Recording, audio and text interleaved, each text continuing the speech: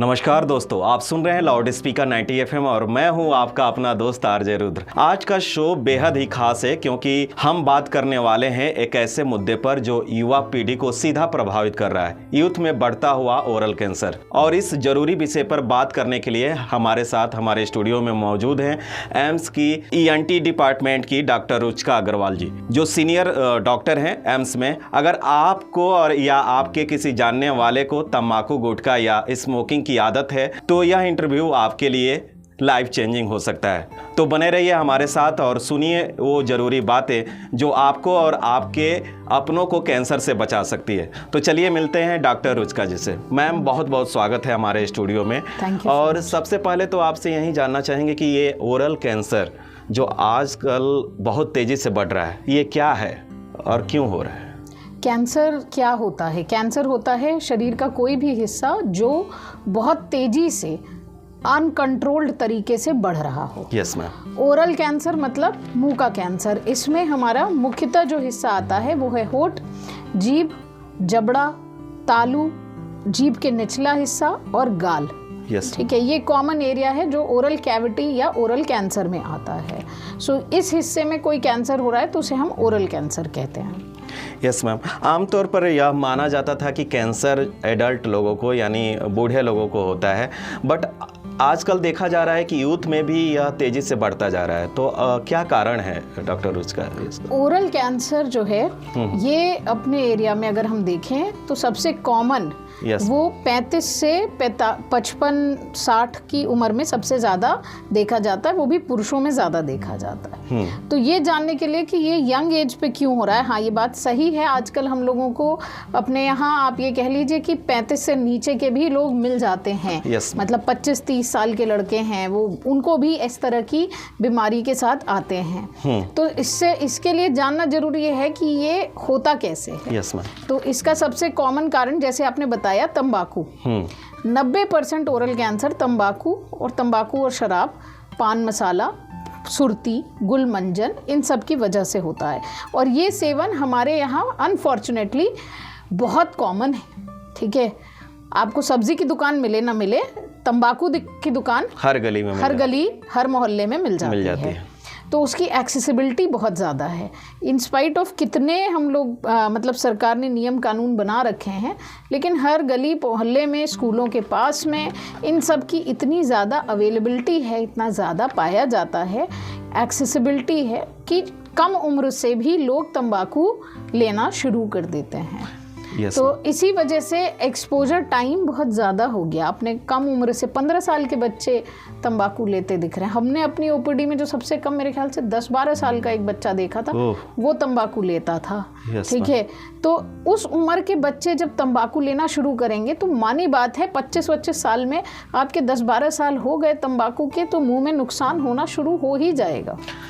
तो आपका एक्सेसिबिलिटी इतना ज़्यादा है, इतनी आराम से आपको उपलब्धता है इन चीज़ों की, और उसी वजह से आसानी से ले रहे हैं बच्चे।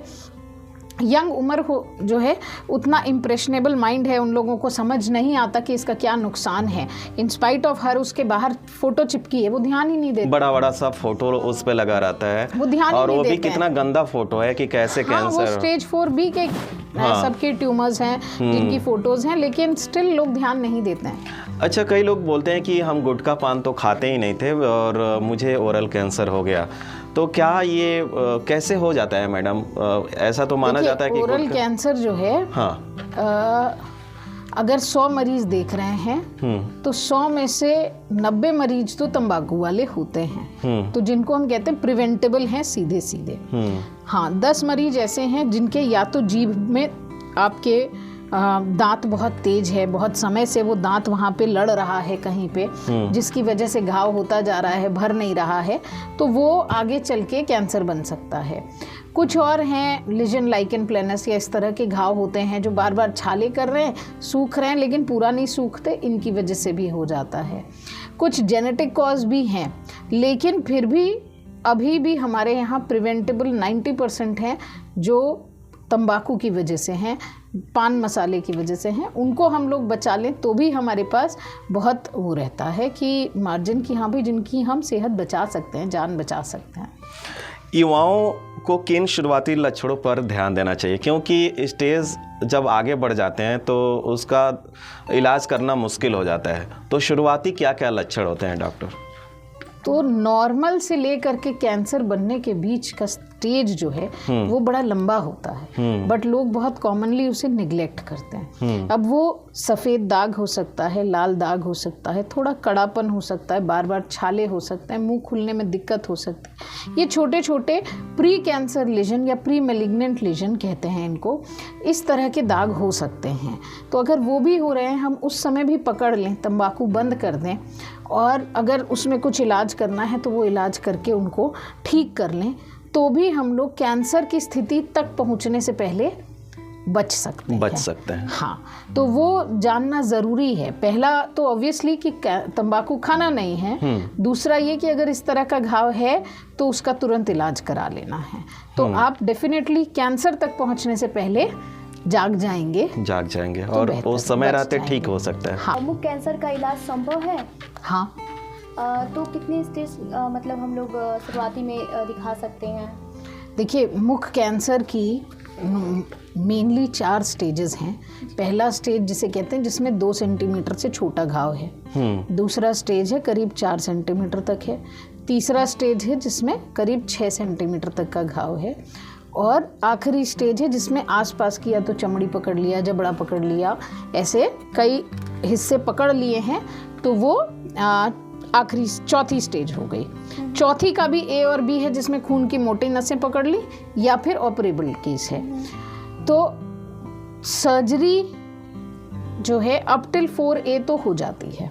क्योर की बात करें तो 4A मतलब चौथी स्टेज में भी मतलब काफ़ी एडवांस सर्जरी भी होती है जो की जाती है, लेकिन मानी बात है कि शरीर है, हिस्सा जाएगा तो बन नहीं पाएगा, चाहे कितनी भी प्लास्टिक सर्जरी करे, स्पेयर पार्ट नहीं अवेलेबल है मार्केट में, तो वो आपके शरीर से लेके बनेगा, कुछ ना कुछ दिक्कत लगी रहेगी। तो जितनी कम स्टेज पर होगा उतना इलाज बेहतर है, और जितनी ज़्यादा स्टेज होगी सर्जरी कष्टकारी भी होगी, प्रॉब्लम्स भी ज़्यादा होंगी और उम्मीद भी कम होगी। तो डेफिनेटली जो आपका मुख्य मुद्दा है कहने का कि हम कम स्टेज पे पहचान करके उसका इलाज करा लें तो वो बेहतर रहेगा। This is the right thing जो हम लोगों को समझना है। डॉक्टर रुचिका, आप एम्स की ENT स्पेशलिस्ट हैं और काफ़ी मरीज़ आप पे बहुत फेथ करते हैं, हमने देखा भी है, हम विज़िट भी जब किए हैं तो अक्सर देखा है। तो उसमें कितने मरीज़ अपने गोरखपुर में एम्स में कैंसर के आ रहे हैं जो यूथ हैं? अगर मैं ओरल कैंसर की बात करूं, मैं यूथ स्पेसिफिकली शायद डेटा मेरे पास नहीं होगा, और हमारी OPD में आप ये मान के चलिए कि ऑलमोस्ट एवरी अदर डे एक नया मरीज आता ही है। हाँ, एक तो मैं मिनिमम कह रही हूँ। हाँ। ठीक है, तो एक पेशेंट तो मिनिमम आता ही आता है जो नया मरीज है जो कैंसर प्रूवन है। और अगर हम स्टेज की बात करें तो एवरेज स्टेज जो हमारे पास पहुंचती है वो स्टेज 3 होती है। ठीक है, सो 2 और 3 ही ज़्यादा होगी, इस तरह के ही ज़्यादा आते हैं। तो आप अभी निकली हुई हैं किसी विद्यालय में स्पीच देने के लिए यूथ ओरल कैंसर पर। हाँ। तो ये जागरूकता का पूरा कार्यक्रम है। राइट। तो कुछ देर पहले आप कह रही थी कि इतना ईजिली एसेसिबल है ये सारी पान गुटखा, और इस पे सरकार को कुछ करना चाहिए कि नहीं, कि यूथ जो इतना एडिक्ट होता जा रहा है, और कैसे इसको रोका जा सकता है? आप क्या सुझाव देना चाहेंगे इस पर? देखिए, इसके लीगल एस्पेक्ट बहुत हैं। ठीक है, क्योंकि कहीं भी इतना बड़ा इस तरह की चीज़ जो तंबाकू है वर्ल्ड वाइड प्रॉब्लम है, जो टोबैको एडिक्शन की प्रॉब्लम है, और तंबाकू से सिर्फ कैंसर नहीं हो रहा है, BP हो रहा है, शुगर हो रहा है, हार्ट अटैक हो रहा है, CVA हो रहा है, बहुत सारी प्रॉब्लम्स हैं। बहुत नोन है कि हाँ तंबाकू से प्रॉब्लम आता है, लेकिन स्टिल तंबाकू की जो बिज़नेस लॉबी है वो इतनी स्ट्रॉन्ग है और वो इस चीज़ को पूरी तरह से दबाने नहीं देती है। ठीक है, आप एक चीज़ में रोकना शुरू करते हैं, वो कोई ना कोई दूसरा नियम कानून आता ही आता है जिसमें ये दिक्कतें आती हैं। बट मेरा जनरल पब्लिक अवेयरनेस का, लोगों की अवेयरनेस का ये है कि आज हर हाथ में मोबाइल है। ठीक है, तो लैंडलाइन नहीं मिलते ना, लैंडलाइन कंपनियां अपने आप बंद हुई हैं। हाँ। किसी ने बंद किया नहीं है उन्हें। Yes ma'am. ठीक है, सो आज अगर हम आप जागरूक हो गए, हमारे बच्चे जागरूक हो गए, हमारा समाज जागरूक हो गया, उसने मांगना बंद कर देना है तो सरकार का काम ही क्या है फिर?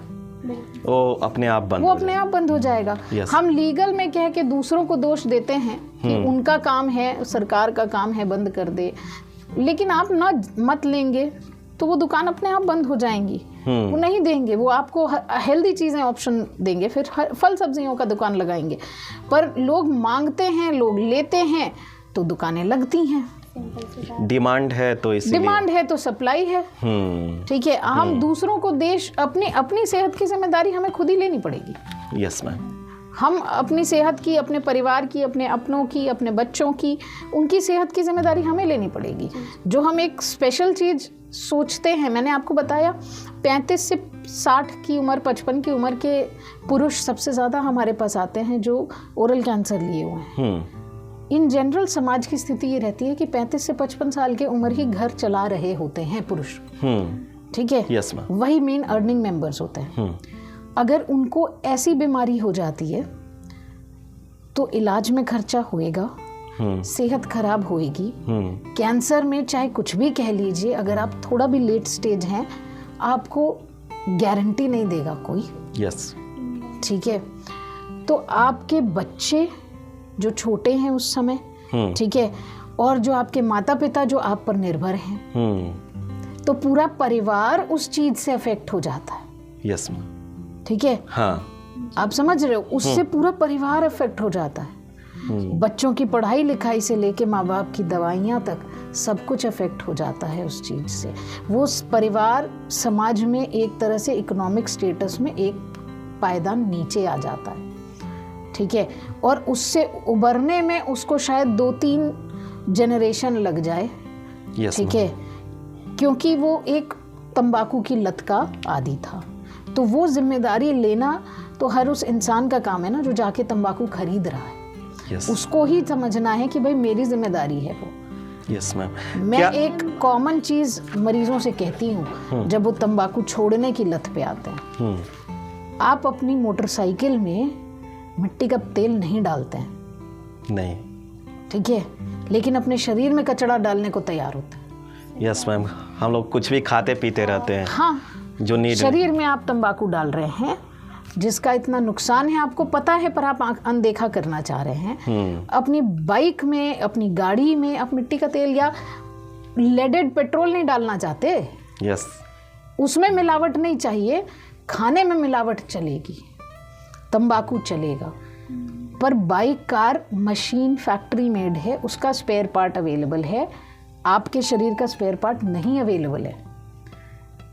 आप अपने परिवार के लिए कोई एक्स्ट्रा नहीं है, तो आपको अपनी जिम्मेदारी खुद ही उठानी है। Yes ma'am. मैम ये बताइए कि आम इंसान जो है अपने घर पर ही अपना मतलब कुछ टिप्स फॉलो करके क्या वो ठीक कर सकता है? हाँ, कई लोग कहते हैं कि आयुर्वेदिक चिकित्सा या कुछ। देखिए, कैंसर हो जाने के बाद हाँ, अभी आयुर्वेद में भी सही इलाज नहीं है। ठीक है, हो जाने के बाद, होने से पहले आप सबसे पहले तंबाकू बंद कर दें। कुछ चीज़ें हैं जैसे हल्दी, ठीक है, उसका एक्सट्रैक्ट प्रूवन है कि वो चीज़ें कुछ फ़ायदा करती हैं। लेकिन हाँ, अपने टाटा की स्टडी में वो बहुत प्रूवन नहीं है, लेकिन इन जनरल उसके एक्सट्रैक्ट की दवा दी जाती है। तो हल्दी और इस तरह के जो हमारे आयुर्वेदिक थोड़ी सी चीज़ें हैं वो अच्छी रहती हैं। लेकिन फिर भी हमारा ये सोचना है कि सिर्फ उसको लेकर के घर बैठ जाना इज़ नॉट सजेस्टेबल। ठीक है, आप एक बार डॉक्टर को दिखा ज़रूर लें, उसकी स्थिति देख लें, ठीक है, और रेगुलर फॉलो अप कर लें। किस स्टेज पे है, कहाँ पर है, क्या कैंसर बन गया है या कैंसर बनने वाला था, हम रुक गए हैं। ठीक है, सो इसलिए ये दोनों चीज़ें दिखवा लेना ज़रूरी है। मैं अब जब मेरे से कोई पेशेंट पूछता है कि भाई मैं ये आयुर्वेद, अगर कैंसर हो गया है तो कहानी बदल जाती है। फिर आयुर्वेद में भी स्ट्रेट फॉरवर्ड इलाज नहीं है। ठीक है, यस मैम। उसमें भी शल्य चिकित्सा ही है। तो वो मेरा पर्सनल सजेशन यही रहता है कि भाई वो फिर आप एलोपैथी की उसमें ही कराएं। ठीक है, क्योंकि वो ज़्यादा अवेलेबल इजीली है। अगर किसी को डॉक्टर लग गया कि हमें अब कैंसर हो गया है, तो उसे कहाँ, सबसे पहले कहाँ पे जाना चाहिए? आपका क्या सजेशन रहेगा? हमारी ओपीडी में मतलब एम्स की ओपीडी हाँ। तो ये मेरा सजेशन है। बट बाकी कोई भी नाक कान गला का विभाग या कोई कैंसर विभाग वाला है वो देख करके इसको बता सकता है। बहुत सारे दांत के डॉक्टर हैं जो भी इन चीज़ों को, घाव को देख करके आइडिया दे सकते हैं। बट स्टिल कोई भी कैंसर को प्रूफ करने के लिए हमें उसकी एक टुकड़े की जांच लेनी पड़ती है, जिसे बायोप्सी कहते हैं। बायोप्सी से बहुत लोग घबराते हैं, बट क्या है कि कैंसर का इलाज बिना बायोप्सी प्रूफ के शुरू करना सही नहीं है। जब तक प्रूफ नहीं है कि हाँ ये कैंसर ही है। हाँ। ठीक है, जैसे आप सब्जी बना रहे हैं, नमक टेस्ट करने के लिए एक ज़रा सा चम्मच चखते हैं, उसी तरह से जो वो ट्यूमर टिश्यू लग रहा है, जो हमें लग रहा है कि कैंसर जैसा है, उसमें से एक छोटा सा टुकड़ा लेकर के जांच करके कंफर्म किया जाता है कि हाँ ये कैंसर है कि नहीं है। फिर उसके बेसिस पर ही हम आगे इलाज चला पाते हैं। जो भी ऑडियंस हम लोग को देख सुन रही है डॉक्टर रुचिका, उन्हें क्या आप सुझाव देना चाहेंगे आज के समय के अनुसार अपने लाइफ स्टाइल में क्या बदलाव करें और कैसे इन तमाम सारी बीमारियों से वो बचें? तंबाकू नहीं लेना चाहिए, that is the first and foremost thing. जो लोग तंबाकू लेते हैं, शुरू करना ही नहीं चाहिए किसी भी फॉर्म में। ठीक है, सो बहुत कॉमन है कि गुटखा है उसमें तंबाकू रहित है या सुपारी का ऐड है, बट अल्टीमेटली वो आपके दिमाग में तंबाकू ही डालना चाहते हैं। Yes, तो वो चीज़ समझने की है कि आपको क्या बेचा जा रहा है, क्या आपके लिए फ़ायदेमंद है, आप वही चीज़ लें। ठीक है, सो ऑब्वियसली तंबाकू किसी भी फॉर्म में बहुत कॉमन है। दांत में दर्द हुआ, गुलमंजन लगा लिया, ठीक है, उसमें भी तंबाकू है, वो दिक्कत करता है। तो तंबाकू, सुरती, पान मसाला, पान कत्था और जर्दा वाला जो है, ठीक है, बीड़ी, सिगरेट, ई सिगरेट, वेपिंग, जो अलग अलग हुक्का, जो अलग अलग आप कहिए कि समाज के अलग अलग तबके में अलग अलग चीज़ें बहुत प्रेवलेंट हैं। आजकल हुक्का बहुत प्रेवलेंट है। न्यूज़पेपर में आप देखिए इतने हुक्का बार खुल रहे हैं। जो लोग अपने को बहुत ही एडवांस और मॉडर्न समझते हैं वो हुक्का ले रहे हैं। Yes ma'am. ठीक है, सो हुक्का भी एक तरह का तंबाकू का ही प्रोडक्ट है। अल्टीमेटली वो आपके फेफड़े में ही जा रहा है। ठीक है, आपके भी, आपके दोस्तों के, मैं आपके साथ बैठी हूँ, कोई साथ में ले रहा है हमारे, तो हम और आप दोनों उस धुएं को ले रहे हैं। हमारे शरीर में वो जा रहा है और हमें नुकसान पहुंचा रहा है, तो हमें नहीं लेना चाहिए। ठीक है, सो अपनी जिम्मेदारी लेनी है। तंबाकू किसी भी फॉर्म का नहीं लेना है। तंबाकू और शराब दोनों जब मिल जाते हैं तो वो 1 और 1 2 नहीं होते हैं, 1 और 1 11 होते हैं। उनका इफेक्ट इतना नुकसानदायक होता है। Yes ma'am. तो ये भी अपने को समझना है।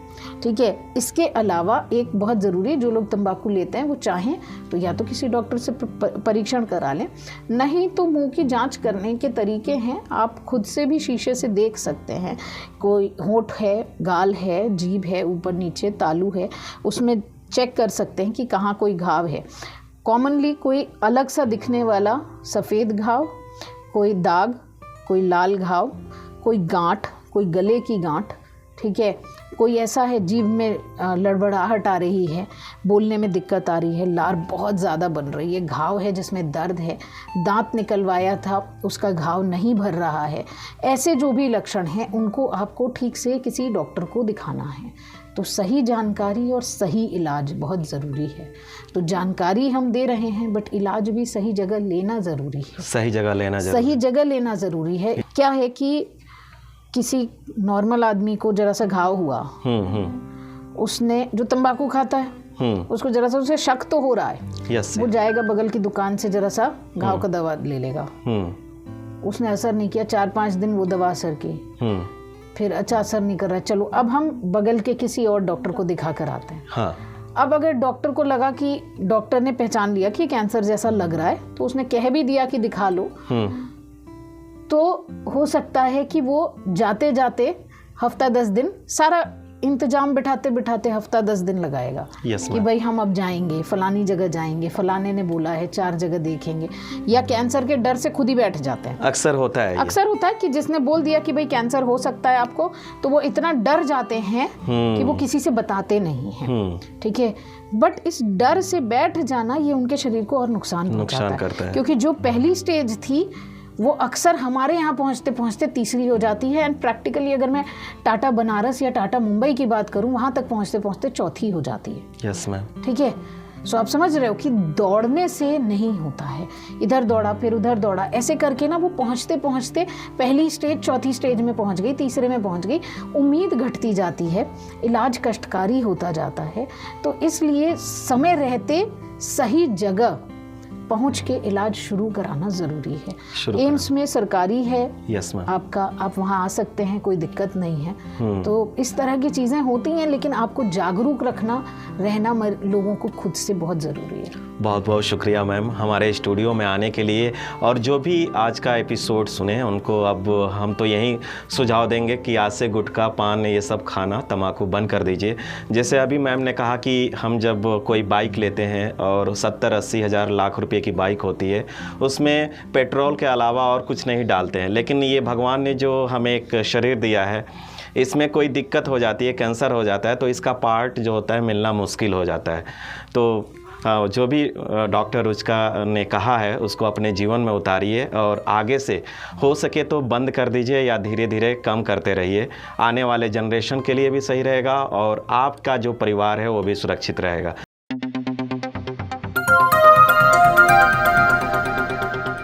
बजाओ जरा झूम के बजाओ, बजाओ बजाओ जरा झूम के बजाओ।